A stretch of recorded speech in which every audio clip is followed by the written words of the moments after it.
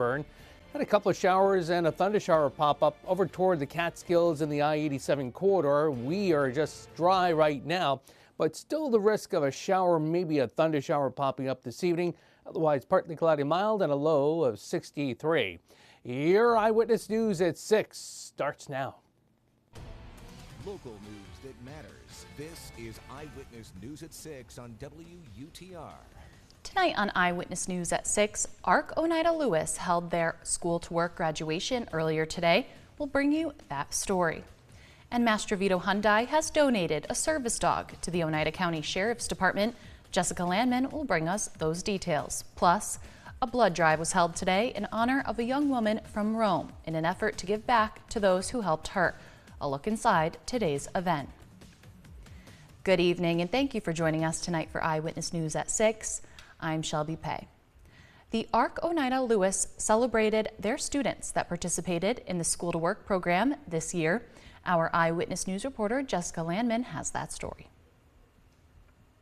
The ARC Oneida Lewis held their Work to School program year-end ceremony here at Utica University today. The ARC's School to Work programs provide transition services for students with disabilities in grades 7 through 12 throughout school districts in Oneida and Lewis counties. Training includes classroom and community-based instruction, job shadowing and exploration, internships, and work experiences. Services are provided within the special education continuum of services, including indirect teacher consulting, resource room programs, and special classes. School to Work offers a variety of programs to meet the individual's students' needs with the ability to customize these programs for school districts. Some of the students at the ceremony today are graduating high school this spring, and this program will help set them up to get a job in their future. Reporting in Utica, I'm Jessica Landman, Eyewitness News. Held today a blood drive to honor a young woman from Rome. Here's the details. Today at the Rome VFW, a blood drive was held in honor of Cameron Uvani. Uvani is a 17-year-old girl from Rome who battled leukemia in 2023. During her treatment, Cameron received life-saving blood transfusions thanks to generous blood donors. Today, she is in remission and thriving. To give back to her community and to honor those who supported Uvani, Uvani Motors is hosting a blood drive in her name. The American Red Cross was there today to help collect the blood. Donating blood can be the difference between life and death for people struggling just like Uvani. Reporting in Rome, I'm Jessica Landman, Eyewitness News. And the Sheriff's Department is expanding their canine unit with 3 dog announcements happening this week. Jessica Landman brings us the first. Proud to officially announce Canine Mastro to the department. So. The Oneida County Sheriff's Department is proud to be announcing the expansion of a unit that is so important here in our community, the Canine Unit. They will be adding 3 new canines into the department this week, the first being Mastro. Deputy Dorr joined the Sheriff's Office in 2020, so he's been with us for about 4 years. Deputy Dorr has so far spent his career working the road patrol, has received a couple significant awards in the beginning of his career, Rookie of the Year, Deputy of the Year, very active and a very proactive member of the Sheriff's Road Patrol Division. When the opportunity came up for the expansion of the canine program, Deputy Dorr put his name in, a panel interviewed him, and he was one of the ones selected to be issued a canine. His training is just beginning with his new canine, and the canine came from Shallow Creek Kennels in Pennsylvania. It's specifically a canine or a kennel that specializes in police canines. He is 15 months old. 15 months old. He's only been stateside for a few weeks, so his training has just begun. So he's got to get familiar with people. Mastro was able to be adopted by the Sheriff's Department through a donation from Mastrovito Hyundai. Reporting in Utica, I'm Jessica Landman, Eyewitness News. And now looking across the state, with just a few days left of the legislative session, an agreement has been reached on New York's Safe for Kids Act. A bill lawmakers say would help protect kids' mental health by restricting social media algorithms that curate without their consent. Capitol correspondent Jamie DeLine has the story. Senator Andrew Gennardis says his bill is the boldest step in the country to protect kids from harmful algorithms on their social media feeds. Basically, all we're doing is allowing these apps as a default to turn the algorithm off, as well as to turn notifications off overnight so that kids are not waiting around for the ping, for the comment, for the like, for the tag until, who knows what hour in the morning. The alerts would be turned off between midnight and 6 a.m. Parents, however, could turn those features back on if they choose. A spokesperson for Meta releasing a statement saying in part, quote, "This bill as currently drafted will hold different apps to different standards, leaving teens inconsistently protected online. There's a better way. Legislation should require app stores to get a parent's approval before their child downloads any app, allowing parents to oversee and approve all their teens' online activity in one place." I asked the senator about Meta's statement. There's obviously a range of different types of social media apps, some that are much more prevalent, some apps that are not actually social media or algorithmic driven at all. And so if they're not offering an algorithmic feed, by definition, they're not going to be subject to the same standard. According to Gennardis, the Attorney General will have a regulatory process, and apps will be able to voice their concerns during a public comment period. The legislation gives the Attorney General sole enforcement authority. Another bill, called the New York Child Data Protection Act, has also been agreed upon. It would restrict internet companies from collecting and selling data for advertisements. Both bills are expected to be brought to the floor for a vote later this week. Reporting in Albany, I'm Jamie DeLine. For more of the latest in local news, weather, and sports, be sure to check out our website, cnyhomepage.com. So, Tim, it looks like Mother Nature is playing with us again this week. Beautiful weather on the weekdays, rain on the weekend. I know. The weekend forecast isn't looking the best, but at least we still have a few days to refine. Short term, warm, humid, and yes, we have popped a couple of showers. We'll talk about this and look ahead the next 7 days. Your Eyewitness News 7-day forecast coming up right after this.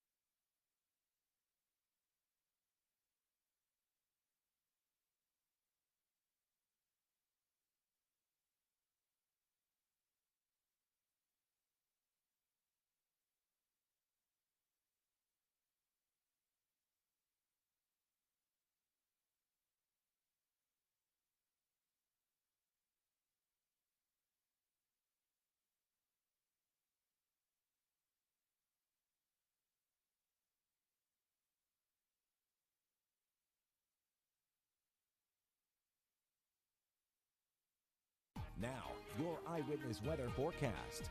And a good Tuesday night to you again. The allergy forecast, well, we're sky high with the numbers the next 2 days. Then you can kind of see signs of the incoming rainfall later in the week as the values will end up dropping down closer to 6 with grasses as well as some of the tree pollen being an issue across central New York State. Spectacular day. Yes, I know for some of you feeling warm and a little humid, but hey, it is the beginning of summer, quote unquote, already. Meteorological summer. I think I got it the third time. At least I can say Lowville tonight. North Genesee looking good. We make our way up toward the Stillwater Reservoir. Give it a second to catch all the way in. And there's the reflection I was talking about this time yesterday that I caught on the camera, but it's not going to fully load, so we'll go ahead and move on. Looking spectacular there in northern Herkimer County. Across Oneida County right now, a lot of us are between 80 and 85. The warm spots being Whitesboro, Westmoreland, and Rome. All of you at 85, check that. Cleveland at 87, that's as you make your way toward the county line. 86 at us, check that at Little Falls. It's 87 at Dolgeville to 82 at Prospect. To the north we go, 85 at Lowville, 81 as you make your way toward Inlet, 77 Oneonta, 80 at Cooperstown, down the road from the Baseball Hall of Fame.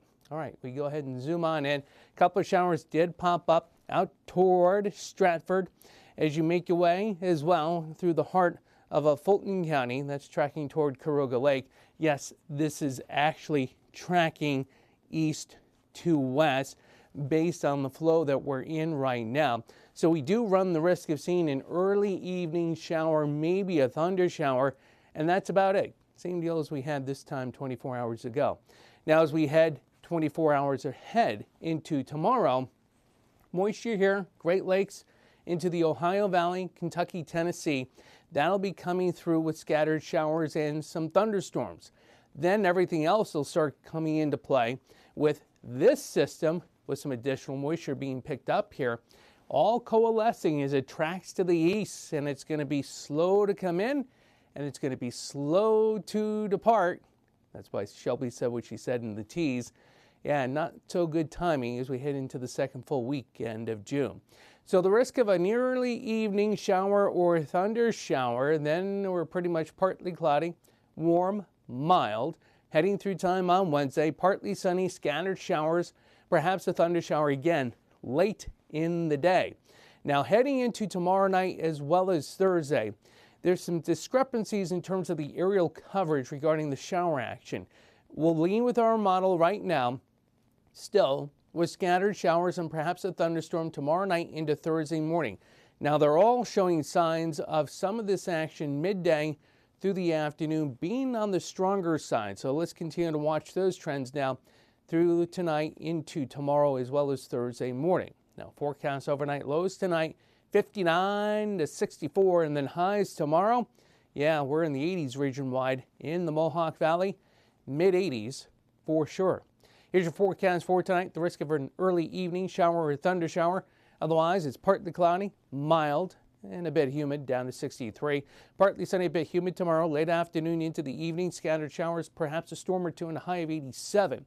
Mostly cloudy. Showers, scattered thunderstorms on Thursday. Some of that action could be on the stronger side with a high close to 80. Maybe a storm Friday, unsettled over the weekend, and, well, maybe a shower threat north of Utica Monday of next week. Enjoy the rest of today, and tomorrow we're turning unsettled. Shelby? All right, thanks, Tim. Still to come tonight on Eyewitness News at 6. This week we are celebrating the 80th anniversary of the D-Day invasion of Normandy. That story and more coming up next.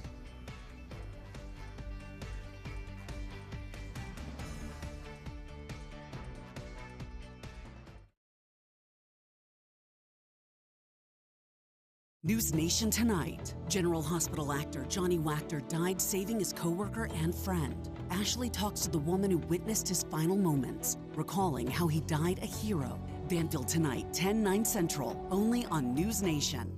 Bill O'Reilly on Cuomo. I don't say it often, but Bill O'Reilly, you're spot on. TV's liveliest, most honest debate. And I enjoy doing this with you. I would never tell anybody that, Cuomo, so keep it just between you and me, okay? Tomorrow at 8/7 Central, only on News Nation.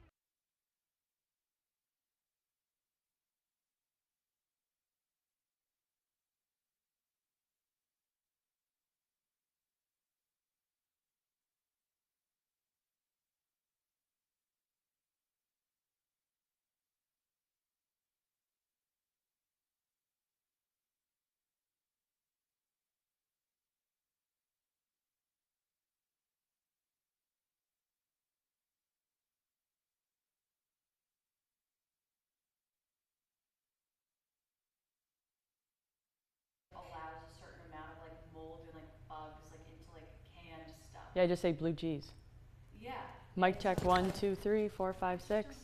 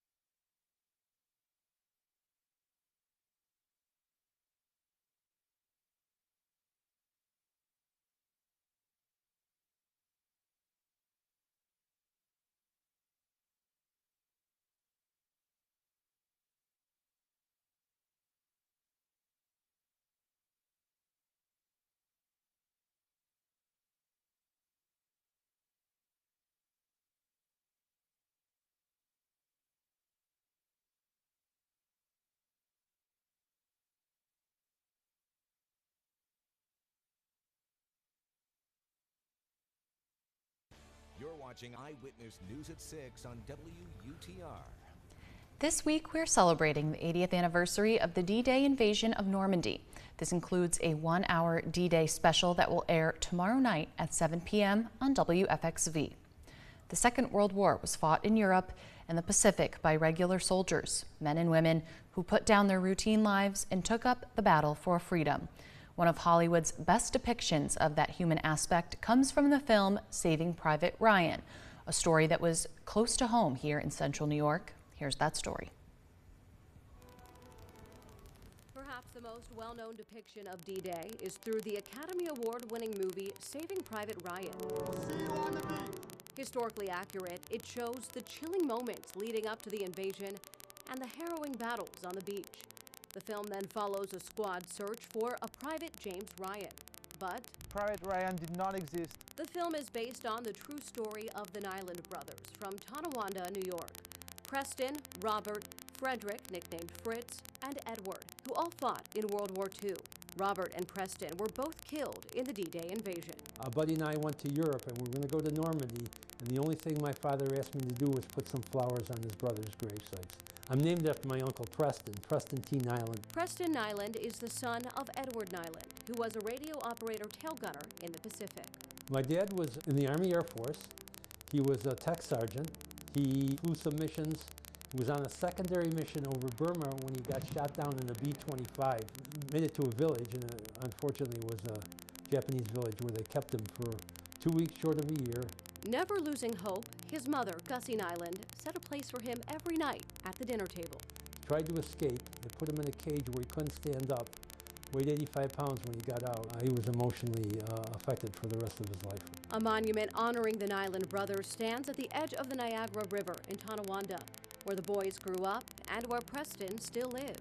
I go by it a lot, and I say hello. Uncle Bobby, who was with the 82nd Airborne, was killed on D-Day. Uncle Preston was with the 4th Division. They made it off Utah Beach, which was a flat beach compared to Omaha Beach.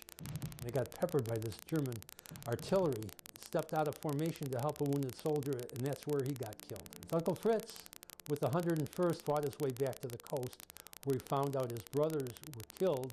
The Army then sent Fritz home. Tom Nyland, the brother's cousin who fought on Utah Beach, identified the two brothers' bodies. The faded Western Union telegrams with the news of his uncles and father hang in the den, along with a letter from FDR, scrapbooks, and photos with Steven Spielberg and Tom Hanks from the Saving Private Ryan premiere. The Matt Damon character, my cousin Katie said, he said exactly what Uncle Fritz said when we were going to send him home. I'm with the brothers I have now. I'm going to stay. And he said, you can't stay. You got to argue with General George Marshall. In 1979, Fritz wrote a letter to his daughter Kate about returning to Normandy in 1984 for the 40th anniversary. This time around, I won't carry an M1 rifle, but armed with a fine wife. First, we shall visit where I haven't. My two brothers, buried side by side. The same blood flows in your veins, and I believe the mystic chords of memory will have a pull on you. You will brush the sleeves of men from my generation who had a rendezvous with destiny. Preston's grandmother heard from other parents with sons fighting overseas. Desperation in these letters were things like, heard about your boys, I'm very, very sorry. By the way, did they ever say anything about our boy? They also received a letter from Bobby before heading to Omaha Beach.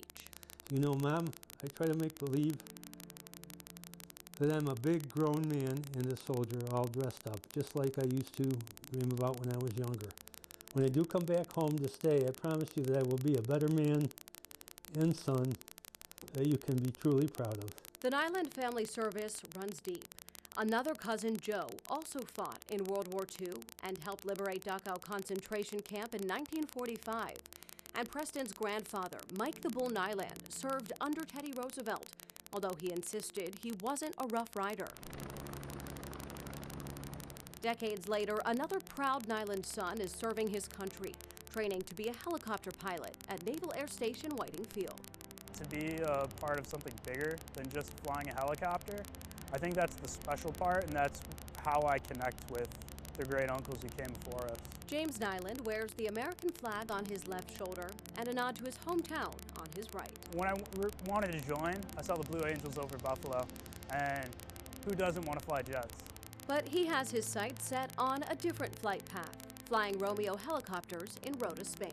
Having a part in the legacy of my great uncles fighting in Europe and helping protect our brothers and sisters over there, it all lined up.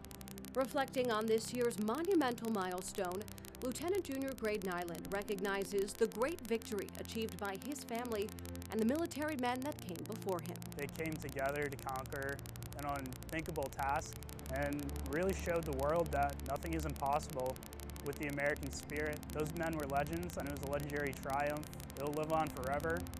In Tonawanda, New York, I'm Maria Elena Valores. Still to come tonight, Gretchen Beyer brings us the latest in local sports. What's on the schedule tonight, Gretchen? Well, we've got some baseball and some basketball news. I'll tell you more about that after this.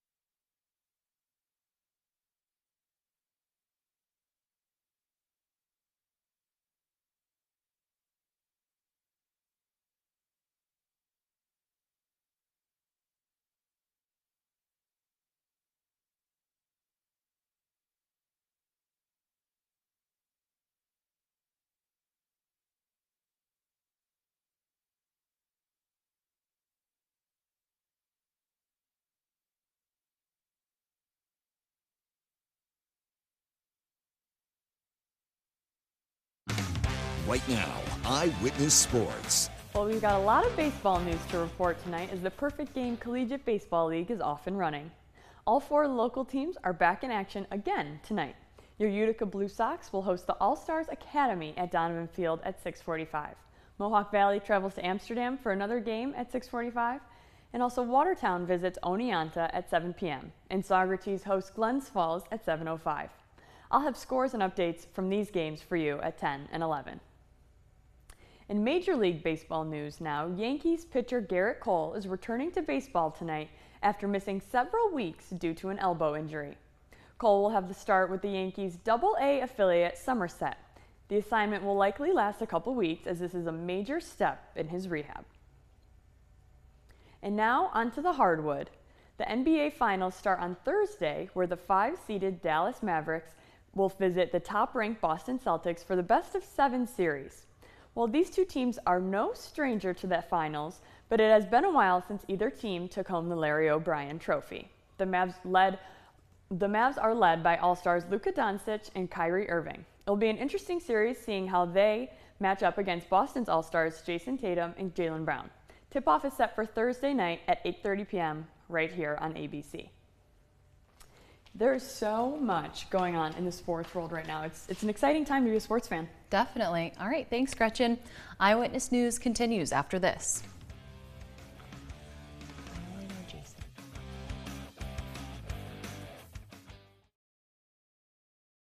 President Biden's plan to curb immigration, plus the push for a ceasefire in Gaza. It's time for this war to end. Where things stand, more Americans turn to World News Tonight with David Muir, the most watched newscast on television.